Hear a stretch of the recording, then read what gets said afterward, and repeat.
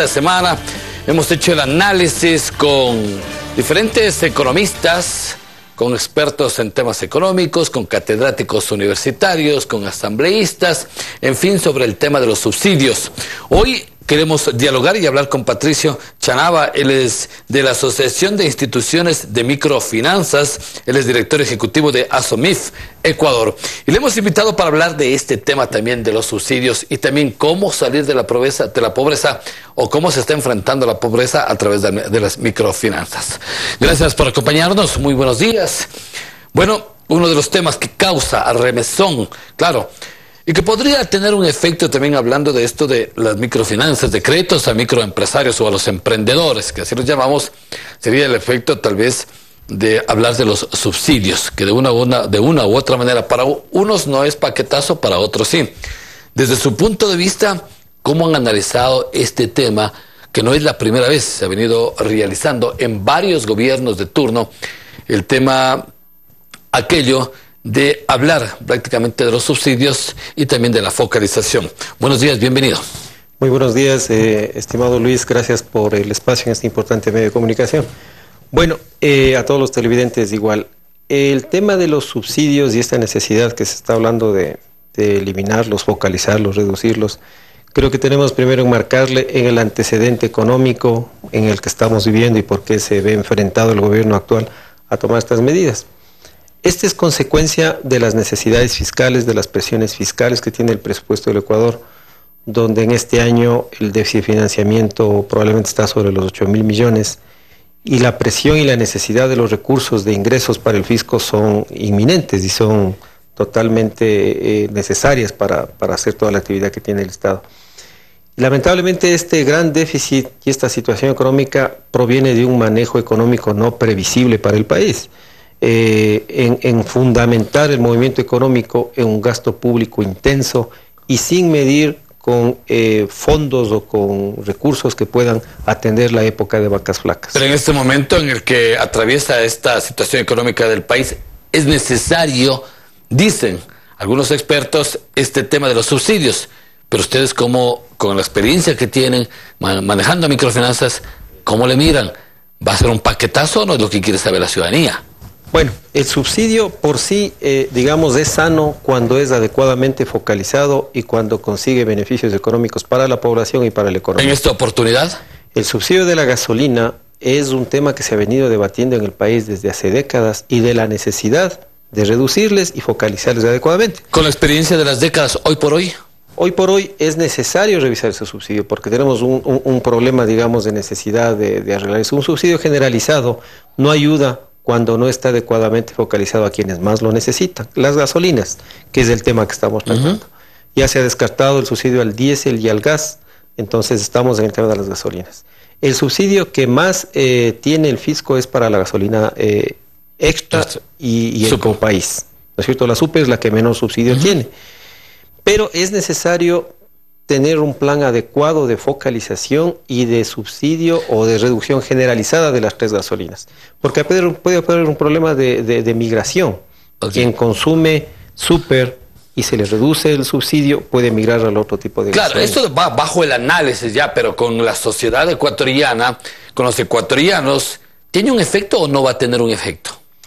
Definitivamente que el combustible es uno de los insumos principales para las actividades.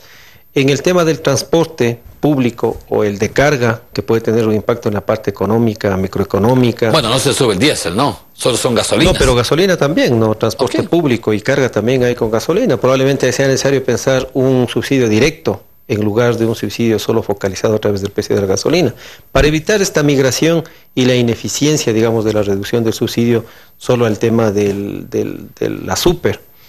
Por eso es necesario que esto atienda un plan macro y una adecuada análisis de quiénes realmente son los que necesitan el subsidio y evitar estas migraciones que pueden haber y le pueden volver insuficiente a la reducción del subsidio. Desde el punto de vista de la microempresa, lo que es importante y que es el tema que más me compete en este caso puntualizar, Luis, las microfinanzas y la microempresa, el microcrédito, en los últimos años ha estado un poco rezagado frente a mejores estándares de inclusión financiera de otros países y de necesidad de que la gente tenga mayor capacidad y oportunidad dentro del sistema financiero. Pero ¿cómo se encontraría afectado este sector? El sector de la microempresa tiene uno de los insumos para su trabajo, son los medios de transporte. Entonces la gasolina puede tener un impacto, pero más importante que el subsidio, en este caso con un buen plan de focalización y de subsidios directos, se puede y se tiene que asumir una reducción del subsidio por la necesidad del país. Pero para el sector de la microempresa lo más importante es tener, por ejemplo, acceso al crédito. Ese es fundamental. El microempresario que no tiene un crédito es el que tiene que recurrir a otras alternativas, como por ejemplo el chulco, para poder sostener su actividad microproductiva. Entonces, es importante el que el gobierno focalice estas medidas en el sentido de darle capacidad productiva al sector microempresarial a través del acceso al sistema financiero y al microcrédito. Hoy por hoy tenemos una regulación inexistente o tenemos algunas medidas que no incentivan el microcrédito formal, bancos o cooperativas. Nosotros hemos tenido muchas conversaciones con las autoridades y estamos viendo acciones para promover este tema del microcrédito. Ahora, ¿qué tipo de acciones cuando ustedes van proponiendo aquello y el gobierno cómo puede reactivar aquello que siempre se habla del emprendimiento y han venido ustedes escuchando en el transcurso de este gobierno y de los anteriores? Pero del hecho a la práctica no se ha hecho nada. Bueno, el tema de inclusión financiera significa que la mayor cantidad de la población tenga acceso a servicios financieros formales, entre ellos el microcrédito, por ejemplo. En el país, toma en cuenta, Luis, que un 49%, casi la mitad de la población en edad de trabajar más de 15 años, está fuera del sistema financiero. Son más de 5,5 millones de personas. Ese es un monto altísimo de la población con un potencial enorme de actividad productiva que está fuera de servicio formal que otorga el sistema financiero. El microcrédito, que tiene un beneficio de encadenamiento y de impacto en toda una cadena de actividad microproductiva, no tiene acceso más de la mitad de la población. Entonces, ese indicador es de los más bajos de América Latina que está presentando el Ecuador. ¿Eso qué refleja? Refleja exactamente lo que estamos viviendo, ¿no? Que haya un alto, por ejemplo, estándar de subempleo y desempleo. Casi 6 de 10 ecuatorianos hoy por hoy no tienen un empleo formal. Y como ellos están generando la otra cuestión de crear su propia microempresa, su negocio, su emprendimiento familiar. El emprendimiento es fundamental. Necesita una política pública intensa para darle incentivo a todas estas personas que no tienen empleo formal para emprender su propio negocio. Hemos hablado del tema del subsidio. ¿Por qué es la causa de reducirlo? Por este problema y presión fiscal. ¿Eso qué ha significado? El presidente Moreno lo ha dicho, a los jóvenes que no estén en expectativa de tener un puesto público.